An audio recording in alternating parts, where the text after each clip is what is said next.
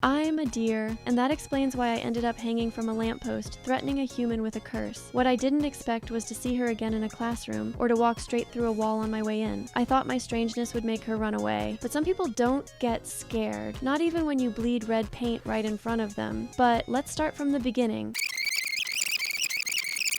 I'm a deer, and not just any deer. I'm the strongest of them all, even if most people don't notice it at first glance. It all began when I decided that this year would be different. That morning, I ended up hanging from a streetlight, something I'd rather not explain. From up there, I saw a human girl walk by. At first, she ignored me, as if seeing a deer hanging from a lamppost were the most normal thing in the world, so I had to speak to her in a voice intimidating enough to get her attention. I warned her that if she didn't help me, a terrible curse of bad luck would fall upon her. That wasn't entirely a lie. With no better options, she decided to help me. What she didn't imagine was that later she would see me again. This time in her classroom as the new student. I went through the doorway with too much force, breaking it and injuring several classmates in the process. It wasn't intentional, but it happened. To make things worse, I sat right next to the girl who had helped me. That's how our strange relationship began. We talked about odd things, about food, about my antlers, about how to properly thank her for saving me. I tried to show my gratitude by giving her gifts related to my antlers, but she rejected them again and again. Still, I kept insisting. I didn't know any other way to express affection. She warned me that she didn't want to receive any more gifts. That's when I realized I had truly bothered her. I sincerely apologized and told her I would give her one last gift. When she received it, I saw the horror on her face, but that fear deepened when I ended up lying on the floor, surrounded by red paint splattered everywhere. It looked like a terrible scene. She treated my wounds without asking a single question. After that, together we cleaned up the classroom as if nothing had happened. When everything was back in place, I couldn't contain my joy. We celebrated with a strange, clumsy, but genuine dance. Maybe I'm not very smart, but that day I understood something important. Even a deer like me can find someone who doesn't run away when they see you bleeding red paint on the floor. And for me, that was enough.